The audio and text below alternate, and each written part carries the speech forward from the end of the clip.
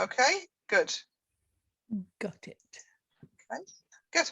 So hello everyone and welcome to what we just called the show and tell, because we thought it's a pretty nice idea.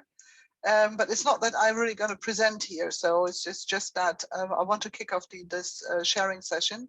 And we thought it a pretty nice idea after you worked so hard on all of these different things. That's quite a good idea if we actually talk a bit about how the 5 weeks have been for you, what have been your highlights, what have been your takeaways. And that goes first and mostly, of course, to the participants. But I'm very happy for the presenters. And some of them are here, and the moderators, and some of them are here too, to go and chip in and share their view as well. So you can already see on my slides, one of my personal takeaways was I really have to work on my fonts and use them now on all my presentations. Does anybody recognize what font that is? Is that the Lila Wadi one? Exactly. Yay, Sue, full points. Exactly. I've started doing that as well with all of mine. Because I think it just looks very nice, and all of my students love this. Yeah, so, and it's actually a bit special, but the funny thing is it's a Microsoft font, so you can just install it and then it appears on all your Microsoft products. So I didn't really have any problems with doing that. So what this is planned for is actually a review of your highlights and takeaways. And my idea was, but feel free to disagree, that we basically go through the different weeks, and I prepared 1 or 2 slides basically for each week, what my highlights were, and then I just leave it over to you. So you can share your screen. We enabled everybody, so you can also say, look, I really like the graphics that I created or something like this. So that's totally up to you. And we really enjoy your contribution actually as well. Good. So just to start off why we were doing this. So we thought actually that materials, modern materials, online materials need a different track in design. So we thought that we have to focus on something like visual impact. And I can just say I've just been flooded with this amount of infographics. And I've been overwhelmed with this revelation, like, you know, the penny dropped with so many people when it came to preparing visual materials for learners with special education needs. So, and then that's something we discussed as well, the need to adapt and to tweak, which people found difficult, time consuming, but nevertheless helpful. And also how we can actually save time when we design materials. So something like this, and that was it. So in week 1, that was of course the get together, and we discussed then actually what kind of materials you're interested in, what kind of materials do exist, and what kind of language. And I think one of the takeaways for a lot of people was the idea of like framework language, and this focus on functional language, because I saw in the post that a lot of people haven't heard or weren't aware of this framework language. And here are 2 of my takeaways. So we asked you to come up with an activity. Most people went for a telephone call, but not everybody. But it was also quite interesting to see what the telephone calls were about. So this is just like one very brief example, because most of them are just not really screen friendly. So that was Anastasia's work. And we also had somebody, that's Rory, who went actually for remote work and virtual meetings, which was actually a full lesson plan that he uploaded. And I'm showing some examples, and of course the names go there, but I usually chose examples that were representative of everybody, or of all the work that was uploaded. So what about you? Over to you. What were your highlights, takeaways, learnings from week 1? Just unmute yourself. You can also raise your hand if you like. So that's up to you. And please activate your cameras. I think that's also nicer. But if you don't want to be seen because we're recording, that's fine too. So what were your highlights, learning takeaways from week 1?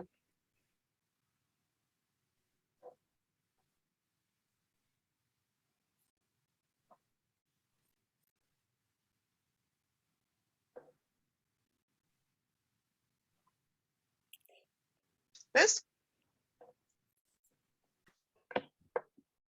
Can you hear me? Yes. Oh, well, my highlight, my takeaway from week 1 about the the need to actually cover phone calls. So I designed a phone call lesson, and I used it that same week with 2 students. And the takeaway is the students absolutely loved the lesson and they responded brilliantly to it. And I don't know why I haven't covered phone calls before. That's fantastic. So immediate success. Yay. Okay, mission accomplished, Sue. Great. Yeah. So that's of course fantastic. So, but why haven't you covered phone calls before? I guess I just didn't think about it enough, and the students didn't. It wasn't something that the students requested. So I was looking for a new angle in business English teaching, and I thought I'd push this idea out to them, and it worked very well, and it actually got them thinking about who they call and why. And I think a lot of students avoid phone calls. It is a nerve-wracking thing. I prepare. I'm learning French. I'm intermediate French, and phoning in French about either a personal arrangement or some administration, it's nerve-wracking. It's scary. And so I inherently knew that it was something that students needed. I just wasn't really sure how to go about it. And sharing the plans and the ideas on this course really catapulted me into doing something about it. So I'm really pleased. Thank you. Yeah. I know, like I hate phone calls in French and in Swedish. English is okay. I can manage English or German, but I have the feeling that a lot of my students avoid phone calls like hell. They rather like emails. They go like, yeah, but maybe an email isn't always appropriate. So I think this wasn't so. It was a great idea to force people to write phone calls. Natasha, Julia, Marusa, and Irena, what was it for you?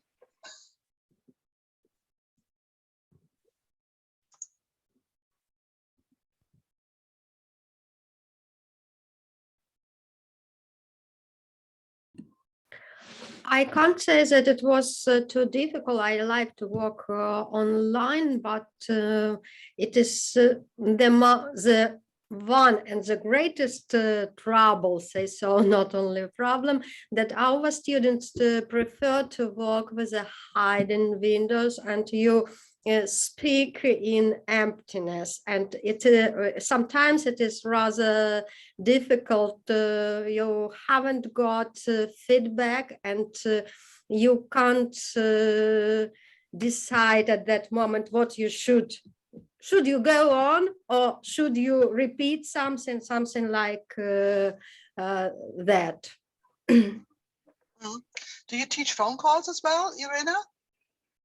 What? Sorry? Do you teach phone calls? For phone calls, yeah, but now we try to make role plays with online meeting, yeah, like conference, video conference, etc. We usually use in a face-to-face classes phone calls. Yeah. Okay. So hi, Kathy. So we're just discussing the highlights and takeaways and learnings from week 1. Good. Marusa, Julia, Natasha, do you want to add anything?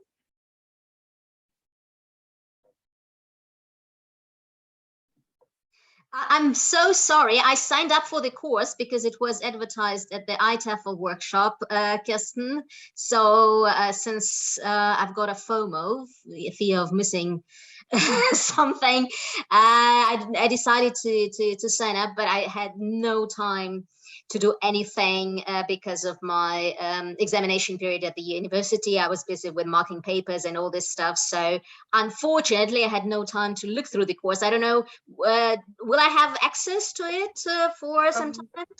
We're going to close the course, and if you haven't finished module 1, then you can't move on to the other modules. So, okay. yeah.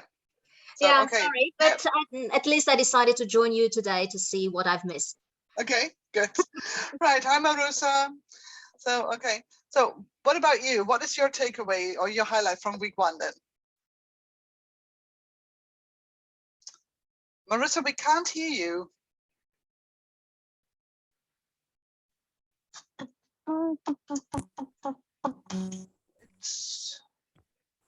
Can you hear me now? Yeah. Yep. Okay. I just wanted to say that every module on this course has been so interesting and useful, honestly. The thing is, I'm struggling, with trying to cover everything, doing the tasks and, commenting to a lot of, to comments, provided by other participants. So to be honest, I don't really remember. And, like module 1 seems to be like so many weeks away now for me, in a way, if you see what I mean. But it's been very interesting to see, of course, to create, that phone call. I'm using phone calls a lot with my students. I'm always interested very much in register, especially because, there are differences in terms of register use across cultures. So something that may sound okay in one culture may sound, too formal or too informal in another culture. So it was nice to read through, tasks created by other participants, and look at their ideas and their approaches and their suggestions. To be honest, I don't remember any, details, any input details from week 1 for the reason of I've already, explained. So I'm sorry about this, but I am planning, to go back before the, to go back to all the modules before the course closes, because I think it closes at the end of start of March, right? Yeah. Yeah, we decided to give people time to do the exercises in week 4 and 5. I will try to go back and, review some of the, of the items. Thank you. Download all the lesson plans, actually. Yeah, so I think that's possibly what I'm going to do. So, and I have to click myself through every app that was collected, because there's so much. I finally started on WordWall, and I installed 3 apps under PowerPoint for better slide design. Hey, good. Okay, thank you very much. What about the moderators? Sue, what was your highlight or takeaway from week 1? Well, I actually really liked Evan's way of looking at materials, and I noticed that lots of people did pick up on the framework materials, but also putting together the PowerPoint that got people thinking with the task at the end of it. It was lovely to see how many people actually produced something. And I think the phone calls were fantastic. I really enjoyed looking at them. And like Marusa, I was looking at the different registers and the reasons why they were doing it. So you got a picture of the different industries they worked in as well. I thought it was really good. I think that the range was great. So we had like HR, we had phone calls among colleagues, we had like complaints and everything. And also this idea of register, like high context, low context, what's polite. I think a lot of that came up too. Yes, that's right. Good. Okay, any other comments on week 1 before we move on to week 2? Okay, good. So week 2. Well, we started easy, and then we went in for the tough stuff. And that was week 4 and week 2. And I just say, I think that was one of the steepest learning curves for all of us, because to be honest, all of us skip copyright law. We have done so in the past. We will never do again in the future, of course. It's like, I'm just going to use this, and it's only for this class, and it's not really public, and so on. So I think a lot of teachers work in this kind of gray zone. And for university, you get away with a lot, because it's this fair use principle. It's like public education and so on. And then you tend to transfer this to your business English courses, where of course none of this actually applies. So I think that was for me. I never understood these 6 letters under my Microsoft pictures, which I downloaded. Now I do, thanks to Vicky, who did a fantastic job there. And so I think we learned a lot about Creative Commons. And we learned a lot about the different legal systems and where you can find information on the website and how you can search for legally doubt-free materials, let's put it that way. And I even know how to do this on YouTube now. It's just the results are appalling. So that's the only problem. Yeah, and so something like this, and also what we can do, what we cannot do. So as you see, people already found infographics. So they already anticipated week 3 to a certain extent, talking about Creative Commons. And this is one of the things that I think Dylan Gates actually did when he looked into SMART goals, and then he really went through step by step how you can do this on YouTube, how you can filter, how you can do the search and something like this.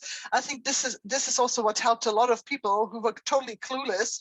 How do I apply this filter? How do I apply that filter? And can only say, Vicky, you did a fantastic job explaining for the 10th or 15th time how to do this. So maybe you want to actually start sharing your takeaway before we ask the participants. What was it for you, Vicky?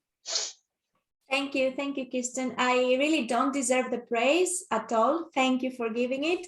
I have to say that I was learning along with everyone, because it is obviously easy to say, okay, I found this infographic, it gives, let's say, the Creative Commons licenses, let's read it and it's easily understandable. No, no, unfortunately, it wasn't like that. And through the questions of the participants and the doubts and the challenges, I went back, I researched more, I found more things, I read more things. I found this Decreto Digitale, which is a new, let's say, an updated law for Italians, for people in Italy, because of Teresa Fitch. And so it was also for me a journey. So I would like to thank the participants and everyone for this journey. Okay, so how did that help understanding, for example, also the legal situation in your country? Natasha, you want to share something? Yeah, I must say that was quite difficult for me as well. Yes, when I started, like you said, like a lot of teachers, I didn't use that a lot, so I didn't mark the materials and so on. And from now on, I am doing this definitely. But I had quite a lot of problems when I prepared the assignment for Model 2. And yeah, but I'm learning, and it was great. A lot of links were offered here, how to find, like you said, free material, completely free material. And it was actually eye-opening how much material we use and we actually don't assign or attribute the copyrights. And so I learned a lot, and I'm decided to work even more on that. Okay, thank you.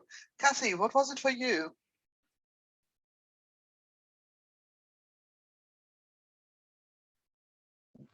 Hello. Yeah, it was eye-opening for me, and like you, understanding the letters that appear under the different photographs that you may try and use when you are creating your own documents and the like. And I'm certainly, it was a steep learning curve with a lot, and I have a lot more awareness now. So when I am finally creating my first business English course, I will make sure I'm crediting where credit's due and being quite careful with what I select to use. So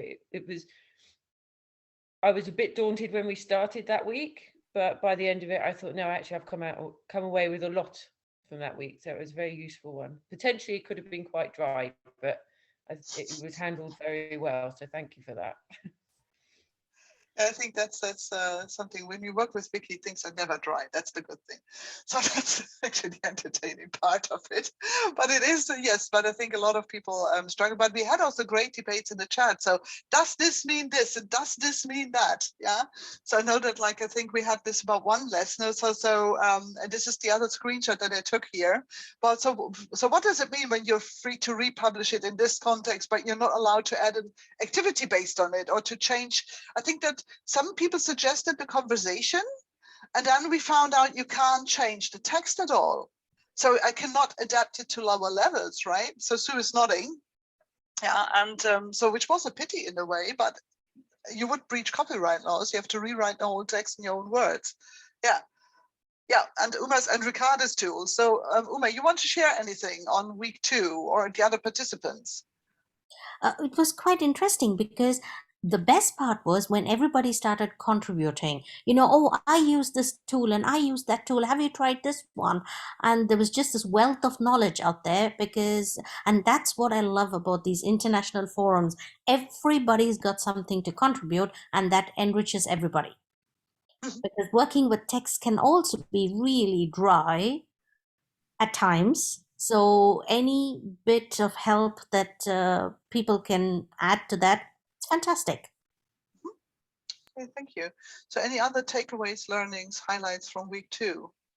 Apart from that, we finally understand the 6 letters or whatever, hopefully. I know where to look it up. That's the most important thing. So.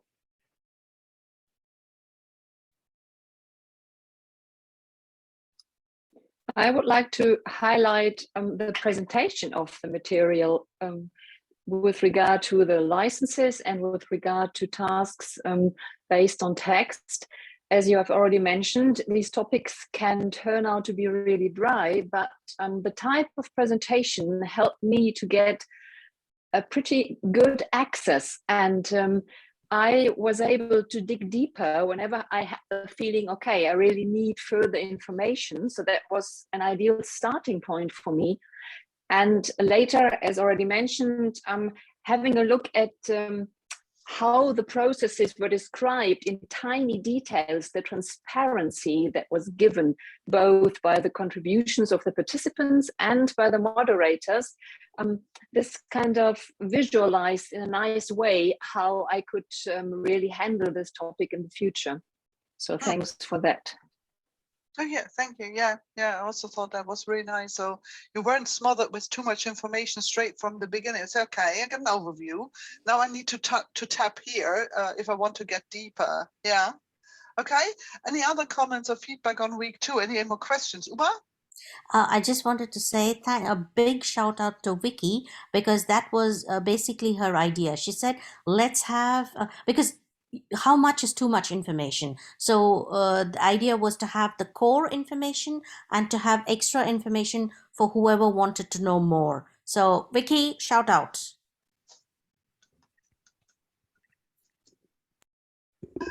Thank you. Yeah. Okay. Good. So Liz, Marusa, Kathy, Irena, you want to add anything to that?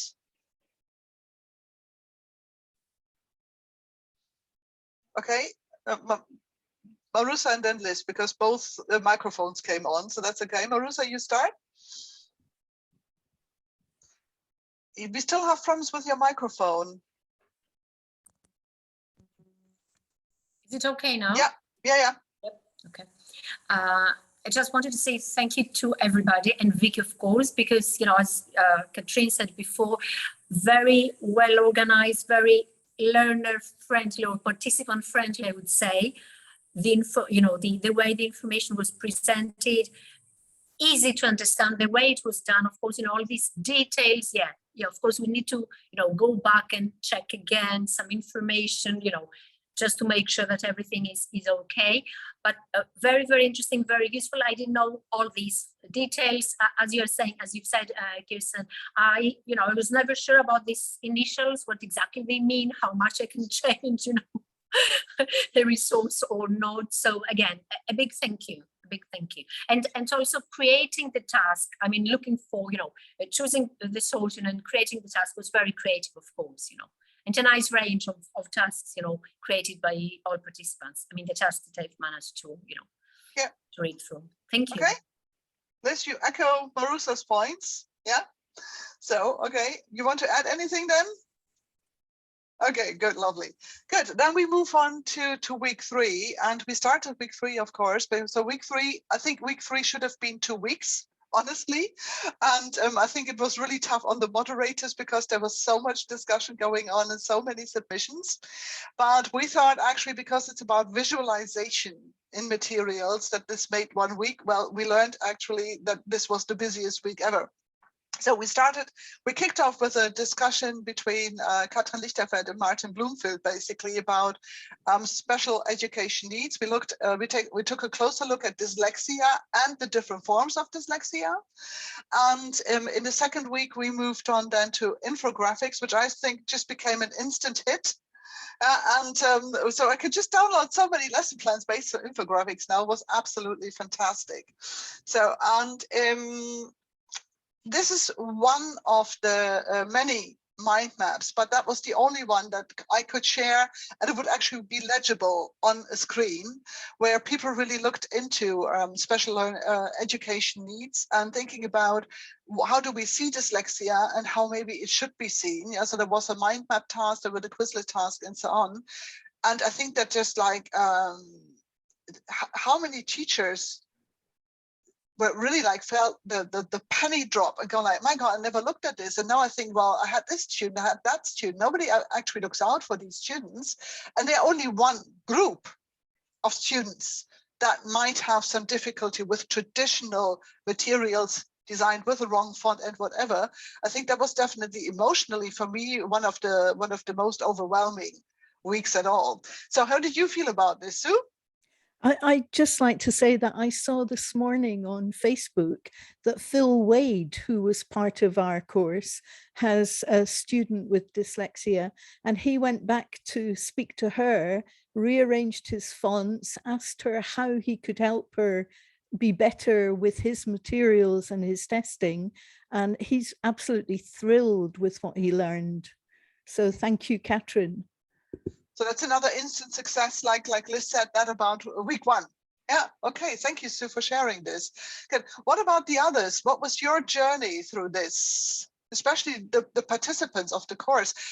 Were you aware of this problem, or was it something where that was completely new to you? Okay, Natasha and then Liz. Yeah, I had some experience before, so I was really looking forward to this this week. Actually, my son is dyslexic. I have a lot of students who are dyslexic, and I actually learned a lot of new things and also got some confirmation for the way how I handle my students and what I do for them. But especially with adult students or business English students, I haven't used like pictures a lot or visual material so much. So now I'm trying to include that too, especially infographics. They were, yeah, excellent. So, and I'm really happy about this third week. So I'm really taking away a lot from here. Okay, thank you. Liz? Yes, this was quite an emotional wake-up call, as you said, Kirsten. You know, some of us had an emotional reaction to this, just how debilitating this must be for some students and for young kids going through school to feel, they must feel so isolated. So that was quite a sledgehammer moment for me, listening to Martin's talks.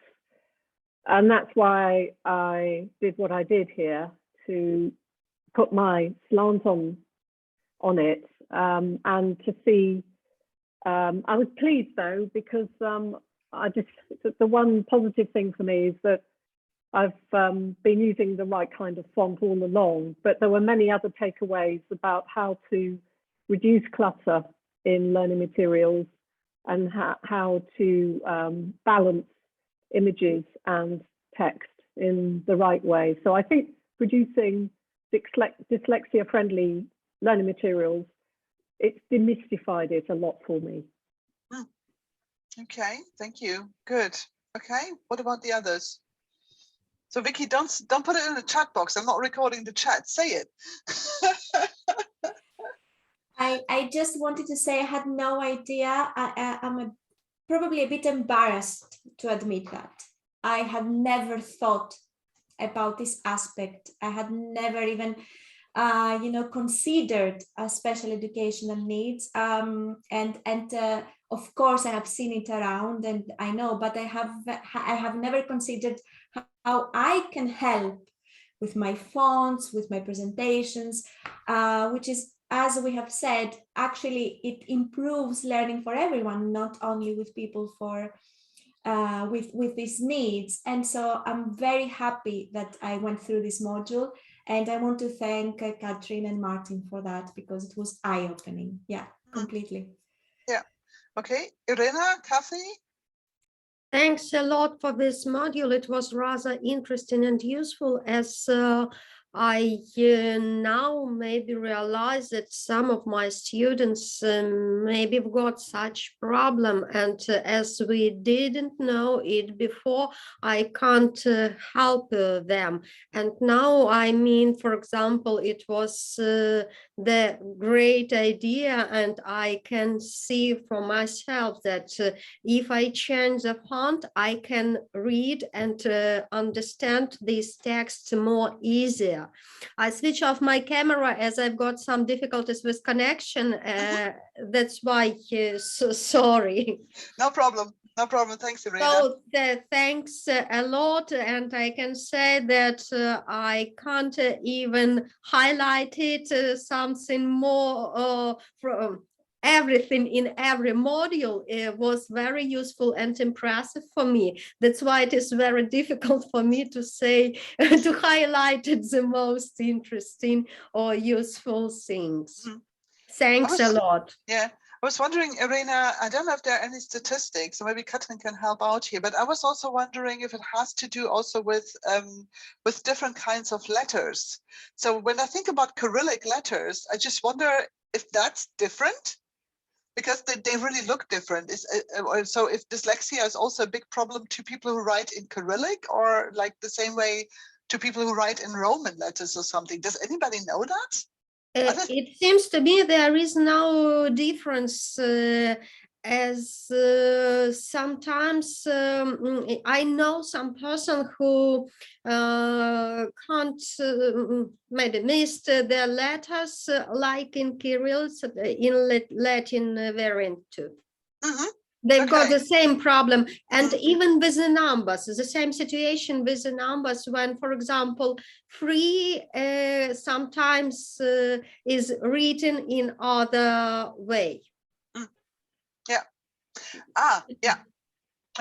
Because we had this, what I found very interesting was this picture that Martin presented, like how dyslexic people, where they look on the page when they try to read a text. Yeah. I was like, oh my God, that explains a lot.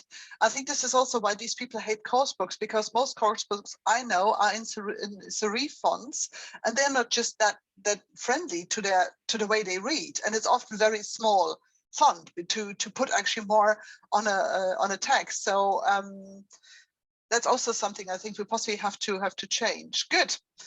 Okay, I actively nodded, but you can't see it. Yeah. Okay, we had a second. So if there are any more comments, raise your hand. I'm happy to give you the floor. But we had a second module, of course, in this week. And this was the part about infographics.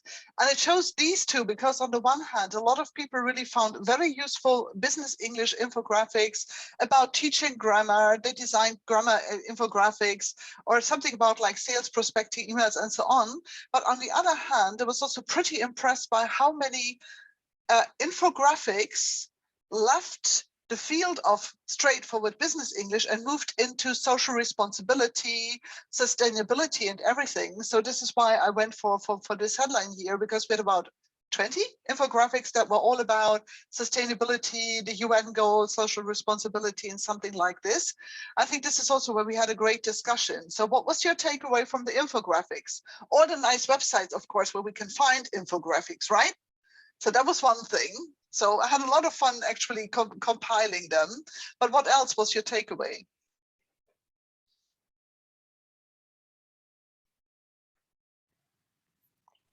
Uma? In general, it's just this, you can change the pace of the lesson. You can change what do I want to say? Okay, obviously all of us, we have fantastic lessons. They are great, they're interesting, and our students are just waiting to see us. But this kind of thing adds a little bit of a punch, and it could be a fantastic warmer or a closer as well, depending on how you want to work with it, or even for a flipped classroom. So I mean, it's just the ways in which you want to use this. And I'm not surprised that so many people came up with things like sustainability and things like that. Because if I remember correctly, there was this thing about 3Ps. What was it? Profitability, something, where the companies are measured on these three things: how responsible they are to the community, obviously the profitability, and the third one is about sustainability. So when you look at all of that, I think no wonder the infographics reflected this kind of thinking. Mhm. Okay, thank you. Hi, Cynthia. So you just joined at the right time because we're discussing takeaways from week 3, part 2, the infographics, just to keep you up to speed here. So what else? Did you take away, did you learn from week 3?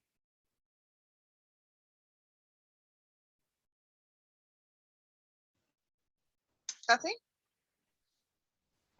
I think that there's the old adage about pictures speaking 1,000 words and things, and I think actually, particularly having moved on to online lessons for so much, that whatever level of learner you're teaching to, the ability of an infographic to transmit so much more information than perhaps you could do on a single slide with bullet points, and just make it. I'm quite a visual learner, so to have a picture in front of me with words around it is far easier for me to remember than just words on a screen. So it was possibly something I was aware of already, but it was definitely useful to have it, to remind me how much it would be useful to use it in my lessons as well, which may sound like an obvious one to many people, but to me, I obviously needed to be reminded. So it was very, very useful. And with the dyslexia, the first stage as well, again, elements of it I was aware of, but it was useful to be reminded. And I think it's to the benefit of all your students, not just the ones who may have issues with dyslexia. That if you look at different ways of presenting and have the clarity with which you're presenting. So yeah, really useful week again. Okay, Cynthia. So what is your attitude on infographics now? You sit at home and design infographics every day and make tons of money. So Cynthia, what's your takeaway from week 3?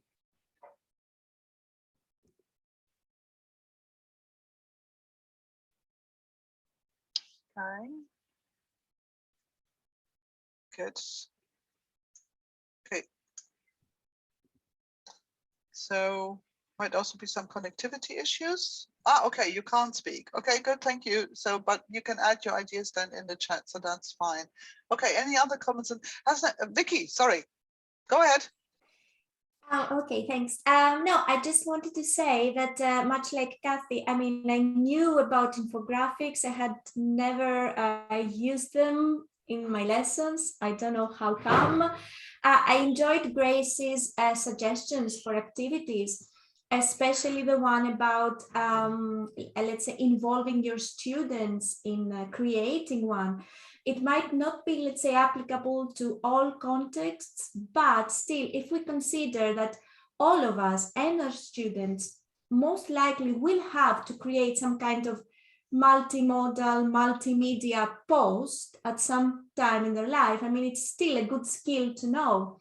So I loved this this suggestion from Grace. So that's it. Yeah. Okay. Thank you. Yes. Did anybody start? Katrin, go ahead. Yeah, I would like to add that especially in the business world, this seems to be an essential skill, as we have to kind of present information on a daily basis and our learners as well. And the better they are able to visualize, the more they will serve the needs of everybody having to digest this huge amount of information. So I think it's an essential skill and nicely connected to the first part of the week and shows us how much we should invest in this skill. Yeah. And if you think about the average business person's PowerPoint skill, the more we use infographics and tell them how the information can look nicely, the better. I mean, I work a lot with engineers, then okay, they put pictures on something, but if you work with accountants, they don't even know what a picture is. So it's like densely written PowerPoint slides, and not only dyslexic people find that difficult to read, honestly. So I think that's also something good.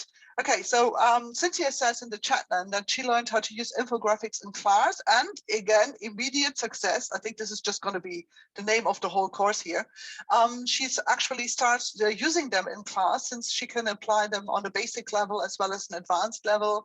And she also says it's a very good way to develop critical thinking, because you really have to process the information. I used a lot of infographics during COVID, because it just helped to understand certain processes a lot better. Has anybody started designing their own infographics?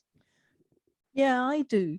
I use at least one a week in teaching. I have a entrepreneur from Ukraine that I teach every afternoon, and I try to mix up the way the lessons go. So I use an infographic on a different day every week, sometimes made by me, sometimes made by her. Actually, she sometimes prepares something and sends it to me so that we can use it as discussion material. It's a really interesting way to be much more visual with your material, but it's made me rethink PowerPoints as well. So my PowerPoints always have some infographic slides in them, so that we can stop, look, and think, and then have a discussion about them. Yeah, I think that's a nice way to put that. Yeah, I love smart art. So so yeah, but stop, look, and think. I think that's a nice way to approach them as well. Wonderful. Yes, Marissa, go ahead.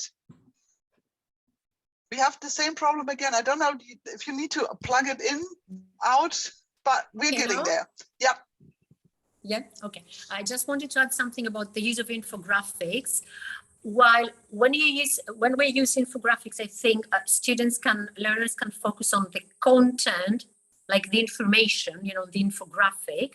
So, but at the same time, of course, they work on their language skills, maybe without really realizing it that much.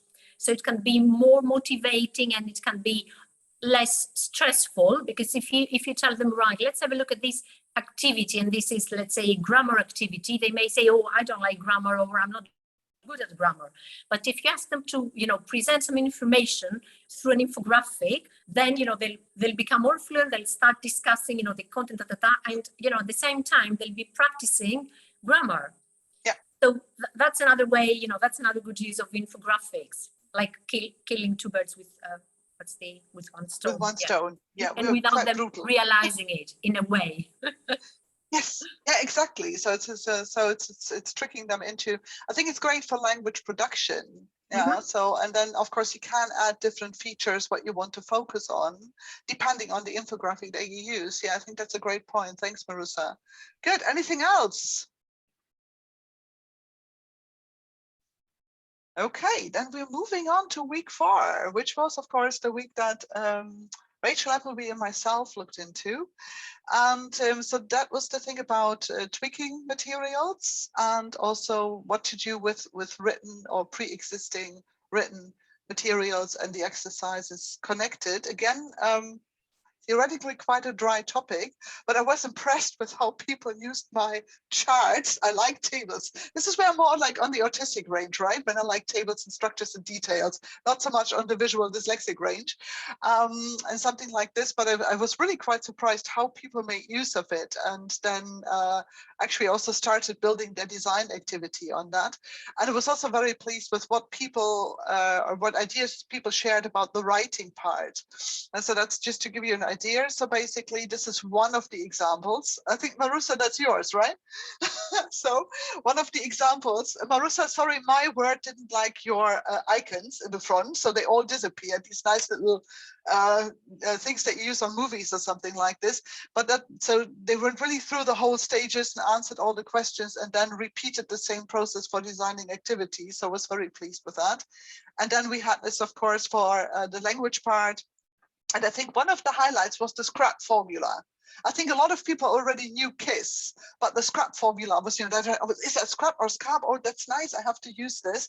So I think that was another highlight from the writing section. So over to you. What was your learning highlight takeaway from week 4, either module 1 or module 2?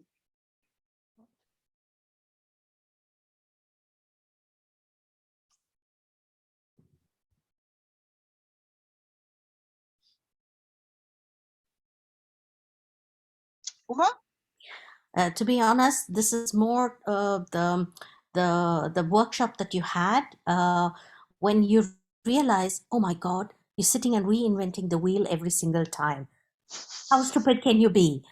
You know, or you're just not photocopying the same thing over and over again, but this kind of stuff, it just cuts your prep time by so much, and you can tailor it. You know, it's just so easily adaptable and things like that. And so I think we spoke about it, that you please go into more details about this, and also all this fantastic material that you create, to file it in such a way that you can find it easily. I think that's something which came out of that workshop and conversation, because everything is getting digitalized and you can't sit and search and search and search. You need to have a good way of, the autistic spectrum will help.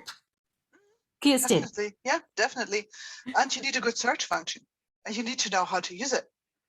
So, and how to combine words. And I think it was also, so honestly, it takes me, if I prepare 5 double lessons on emailing, it takes me 1 hour to do this. So I just put everything together, change the subject a bit, replace a couple of words, replace the scenario, end of discussion. And it depends. I've got 2 set levels, B1, B2, that's it. If I ever teach C1 email writing, I have to reinvent the wheel, but I can just increase the language. So put the text into vocab kitchen, Sue, and my favorite topic. So, or tool for this, and that's just say, okay, I need a few more C1 words, and I use the thesaurus of words to do that. So that's it. Vicky. Yes, I raised my hand at the same time as Uma, and she said everything I wanted to say. For me, the same exactly. I was like, really?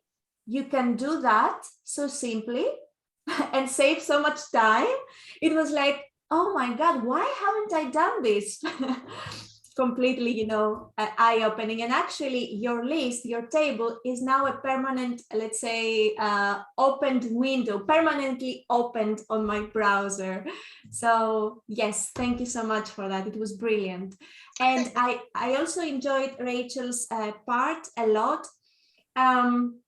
I like her motto in the end of her presentation, where she says, readers make good writers. And I'm going to keep that in mind, because somehow I forget about that part, essential skill, trying not to apply it in the online lessons. You know, we say reading is a waste of time in online lessons. So, but I sometimes forget it completely. So good for Rachel for reminding me this. Mm-hmm.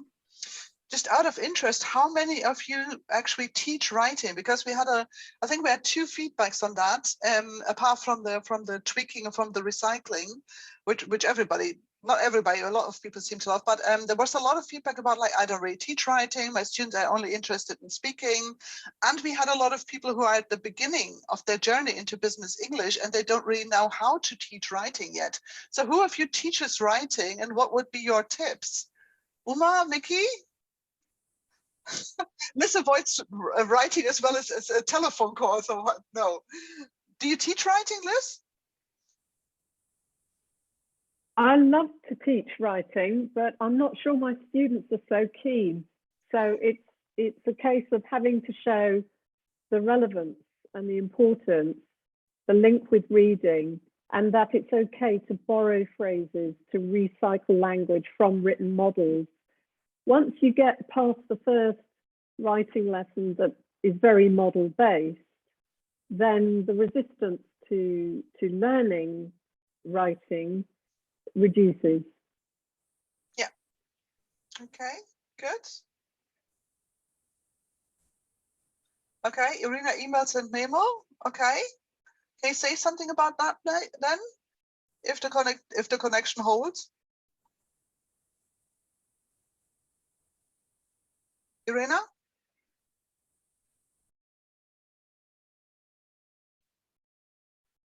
Okay, sorry. Yeah.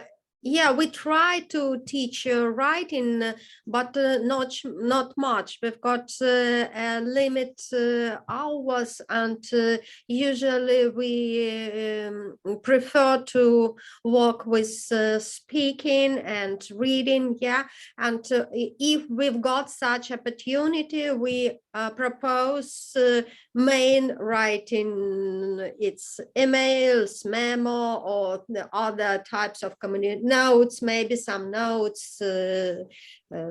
It depends of group level, yeah, and also time. Usually we've got not enough time for such activities. I think that's the biggest problem. And I saw that a lot of contributions were also about like flipped classrooms, so that the writing activity was actually moved outside the classroom. And then you did peer feedback or collective feedback in the next lesson, maybe, because people just take different amounts of time to do the writing task. So I think that's also one of the problems, especially with online lessons, that you just can't give them forever, but some people need forever. And they're still not finished. So that's the other problem. So I think that was also, you got some quite good ideas out of week 4.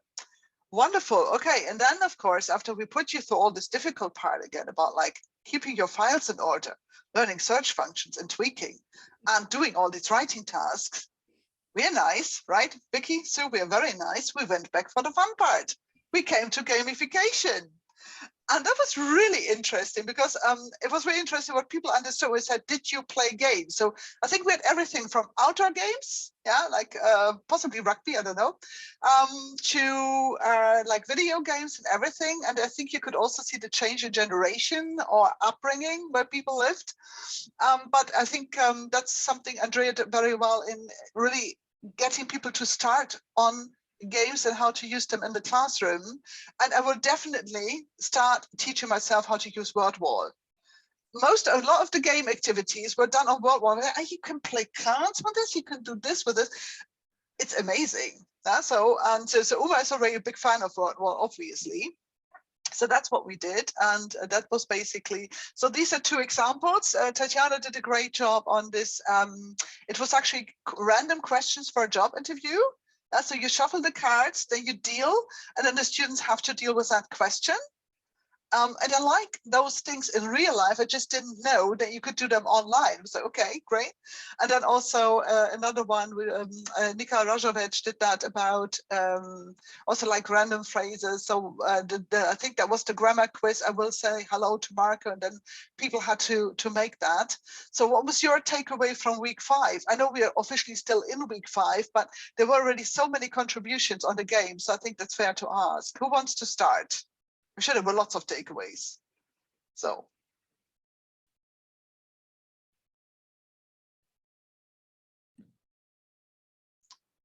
Irina?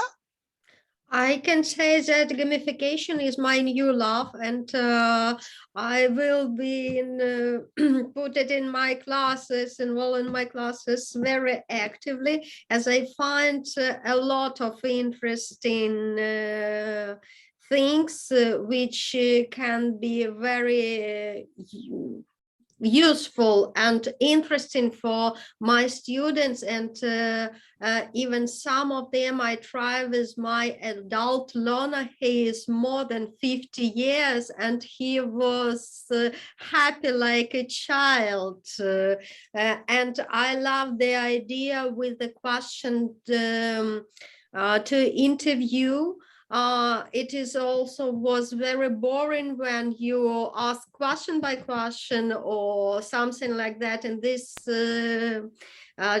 type of activity is rather interesting. Thanks a lot.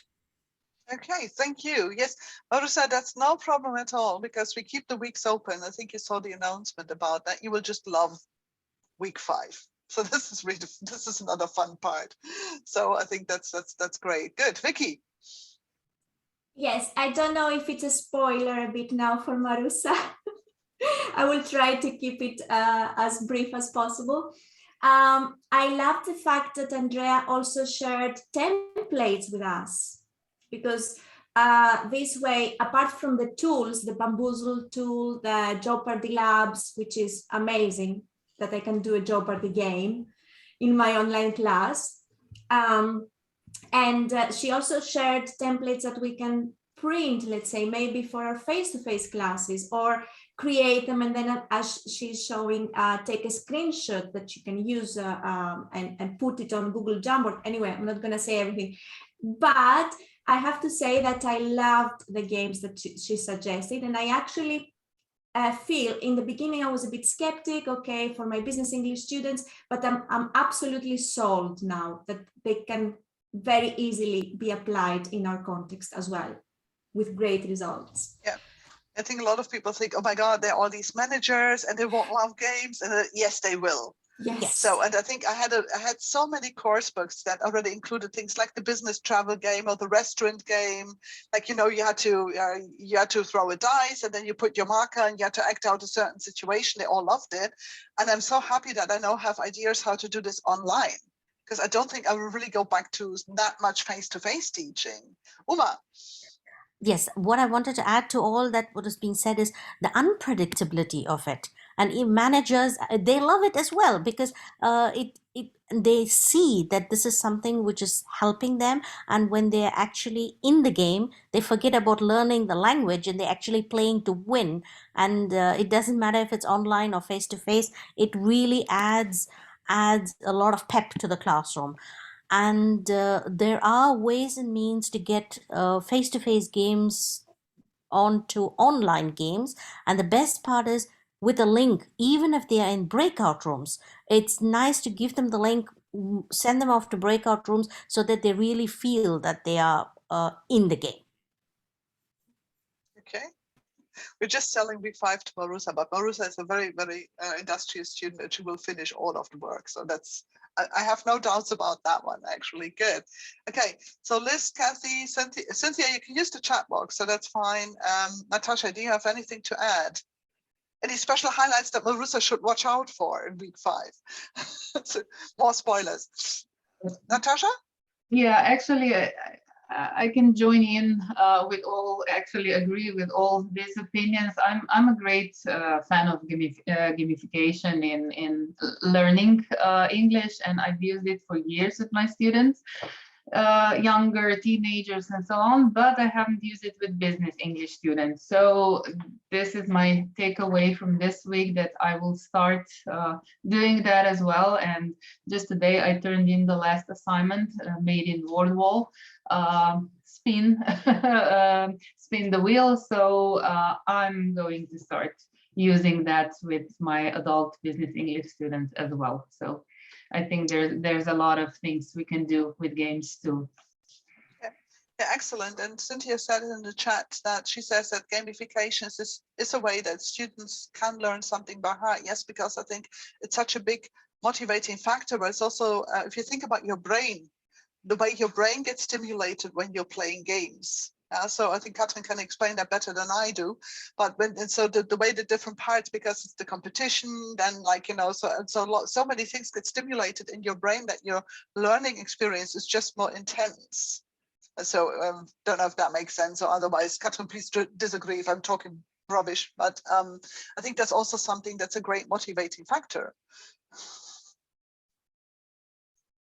So Katrin's not saying anything, so I wasn't totally off the point. That's very good. Yay. Okay, good. So lovely. Okay, any other more comments on week 5?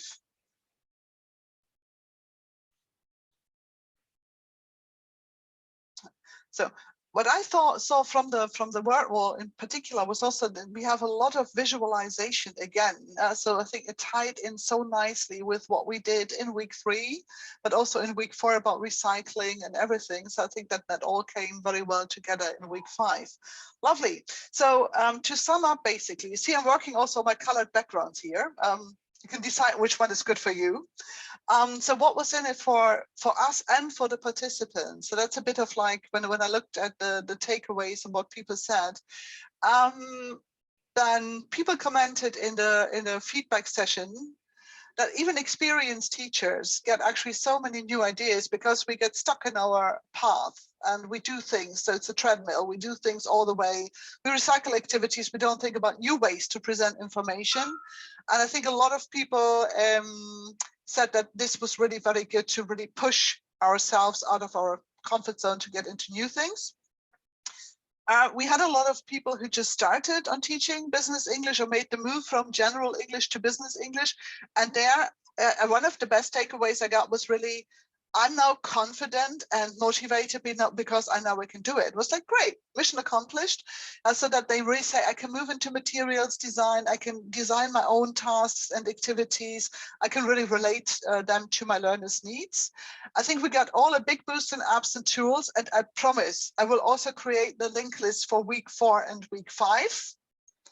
But it will take me another few days. So don't leave the EVO after today or tomorrow. Really stay tuned till we close the EVO, because there will be some more link lists, saving you hours of going through all of these wonderful contributions again, trying to find the links. Leave that to me. And I think also fantastic tools. Yes, Uma? Sorry to interrupt you, but I just want to say thank you, because that really saves all of us hours and hours of writing stuff together and wondering, oh my God, did I miss this or miss that? I can see from the nods and the hearts and everything that all of us agree. Thanks a lot, Kirsten. Yes, you're very welcome. This is, of course, I'm very selfish here, because as I said, I didn't know about half of them. Some of them I knew and I use. So it was just like, I don't have time to do anything about this right now, but I can in the future. So now I get these PowerPoints at home. One click, done. Yeah, but thanks anyway. So I'm very glad you found that helpful. Then of course we get a lot of feedback on the copyright week as well. So the people said, I now get a grasp of the legal pitfalls and what can happen. As you said, nearly everybody commented, you really opened our eyes to the special education needs many of our learners have. And everybody found very helpful, and that praise goes to all of you, of course. The feedback from the moderators, from the presenters themselves, because all of them chipped in. So I think you all did a fantastic job there. I have no idea how many hours, for example, Grace has spent online. Yeah, looking really into every infographics comment or something like this, or Vicky, or the other presenters or moderators for that case, and also from the other participants. And so I'd like to close actually with another great saying that we had, which was also in one of the feedbacks. Teachers should never stop learning, because if we're good learners, it makes us good teachers, like good readers make good writers. I think you all proved that this was true. So I really, really enjoyed that. Actually, 50 hours according to Canvas. Okay, good. I won't even start counting. So, and I think that, so we really enjoyed the course. Sue Annan says hello again, because she had to leave because it's now the big farewell meeting with the other EVO teams. So that's why she had to go. But she was also, she said, like, we had the highest number of participants and also one of the highest activity rates among participants of all EVO courses. So you all did a fantastic job, and I really enjoyed my journey with you. Thank you so much. Thank you so much. And all the people who are here, as well as all the people who might be listening to this recording later, the participants, the moderators, everybody, as Kirsten said, this is a group effort, so when we have this kind of fantastic numbers, it's because everybody has pitched in. So thanks, everyone. Yes. So, and thanks for all the great contributions and for pushing sometimes the presenters to come up with the materials as well. So, and so I think that was a great job. Thank you. Okay, so I'm going to stop the recording now if I can. Okay. Yes.